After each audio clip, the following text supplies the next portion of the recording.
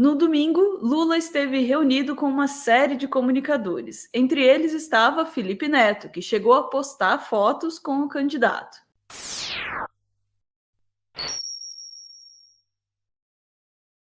Comunicador e artista. Dá voto?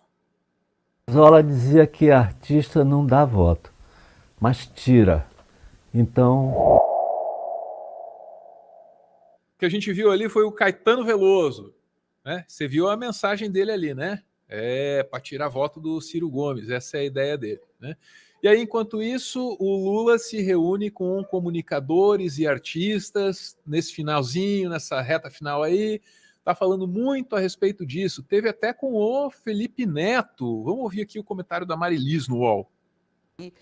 Tá pegando mais pesado, tira Gomes, né, no lugar aí do vira-voto, mas a gente está vendo cada vez mais pelas redes sociais artistas anunciando, declarando voto a Lula e falando sobre a importância do voto útil. E Lula está indo nessa onda, porque está dando um movimento maior. Aliás, hoje eu peguei um motorista de aplicativo que é bolsonarista e ele falou: ai, é muito engraçado esses artistas, né? Só estão querendo a boquinha da Lei Rouanet. É esse o discurso do outro lado, né? Que eles falam justamente que os artistas estão querendo, é isso, é dinheiro. Por isso que eles estão votando em Lula, o que não é verdade, a gente sabe disso. São outras bandeiras que atraem os artistas. Lula participa, inclusive, hoje com artistas, de um encontro com artistas, com intelectuais, com representantes de partidos políticos e movimentos sociais no AMB em São Paulo. Esse aí foi um encontro no final de semana, um encontro importantíssimo que reuniu ali justamente Felipe Neto, que está sendo muito explorado nas redes bolsonaristas, porque ele, em 2018, foi absolutamente contra a eleição de Haddad, né? Ele criticava Lula e xingava Lula e tudo mais. E agora também o Tico Santa Cruz também aí aparecendo, declarando voto, ele que é cirista. Pois é, o Tico Santa Cruz sempre apoiou o Ciro Gomes, ajudou muito o Ciro Gomes, porque ele tem um público grande, o Tico Santa Cruz, né? E aí, agora aderiu à tese do voto útil. Eis que alguns ciristas passaram a chamá-lo de Teco Santa Cruz, né? Talvez inspirados pelo próprio Ciro Gomes, que deu de dizer que o Tico Santa Cruz só tomou essa decisão porque está com a vida ganha, assim como o Caetano, que já gostou muito das ideias do Ciro. Que coisa, né? Que coisa, né? Aí também não dá para deixar de dizer que é um pouco de falta de gratidão, né? Que já tinha declarado voto a Lula, virou voto, já tinha declarado voto a Ciro, voltou agora voto a Lula, né? Declarou voto a Lula. Queria saber, Marilis, qual é a importância desse movimento com os artistas, o que tem por trás dessa participação dos artistas na campanha de Lula e em busca do voto útil? Fabiola, é sempre importante, mas eu acho que isso acaba criando um barulho maior nas redes sociais do que no dia a dia do voto do eleitor comum. Eu acho que o Lula, nesse momento, o eleitor que o Lula precisa conquistar essa semana, não é o eleitor que se comove com o apoio de artista. Ainda mais artistas que já declararam voto em Lula. Não tem nenhuma novidade, por exemplo, no apoio do Chico Buarque, a Anitta e a Ludmilla já têm se manifestado, inclusive durante shows, apresentações. Agora, por exemplo, Ludmilla no Rock in Rio se manifestou em apoio ao Lula. Eu acho que esse tipo de encontro pode, inclusive, passar uma mensagem um pouco de arrogância ao eleitor que não gosta do Bolsonaro, mas tem uma certa aversão a alguns temas que são bandeiras da classe artística. Eu acho, de fato, que o Lula deveria gastar esse tempo que ele tem essa semana para tentar conversar com esse eleitor conservador, mas que não é reacionário, que não é exatamente um eleitor do Bolsonaro, para reforçar compromissos que são importantes para esse eleitor. Então, falar de emprego, educação, saúde, moradia. Eu sempre me lembro, nessas horas, daquele evento em que o Mano Brown estava presente em 2018 e que ele fala que o PT tinha que voltar a se conectar com a periferia, voltar a se conectar com o povo, que se não fizesse isso ia continuar perdendo. Eu acho que é uma semana decisiva. Todas as pesquisas mostram que o Lula tem sim chances de vencer agora no primeiro turno, mas acho que ele precisa calibrar onde ele vai procurar esses votos. De novo, é importante esse movimento, a gente vê a repercussão que acontece nas redes sociais, a gente está aqui conversando sobre isso, mas o voto que o Lula precisa agora para o primeiro turno, para vencer no primeiro turno, eu não acho que vem do apoio desses artistas que já estão apoiando ele abertamente há algum tempo. Até o Felipe Neto colocou aí nas redes sociais falando que mais de 1 milhão de likes em apenas 16 horas sobre a foto dele com Lula, e ele disse, vai ser no primeiro turno. Isso, exatamente isso. E na tela a gente está vendo aí, ó, as fotos que o Felipe Neto publicou, né? Do ladinho do Lula, usando até o adesivinho barra bottom, com o nome do Lula e o número 13. Caramba, hein? Quem te viu e quem te vê, Felipe Neto. É uma mudança, assim, espetacular, porque vem temperada com um pouco, eu diria, de humildade. Para quem não lembra, ou para quem não sabe, o Felipe Neto foi, assim, um entusiasta, talvez da Lava Jato, certamente do antipetismo. E aí, quando ele toma essas outras posições hoje, ele é obrigado a dizer por que mudou de ideia, né? E faz isso, assim, com uma elegância e com uma humildade que eu desejaria que inspirasse todos nós. Encontrar alguém que foi mais anti-Lula do que eu. Porque é só levantar vídeos do passado, onde eu tô xingando o Lula e a Dilma de tudo que se pode imaginar nessa terra. Eu fui criado dentro de uma família onde o antipetismo, ele nasceu antes do antipetismo. Nem existia antipetismo, minha família já odiava o PT. Eu não sei exatamente porquê, não sei o que aconteceu, mas foi uma coisa muito que veio de berço para mim. E eu cresci com aquela raiva entranhada dentro de mim. O Lula é a personificação do Satanás, sabe? Era uma coisa muito violenta dentro de mim. E era uma certeza, uma convicção plena de que o Lula e a Dilma eram verdadeiros conspiradores do mal.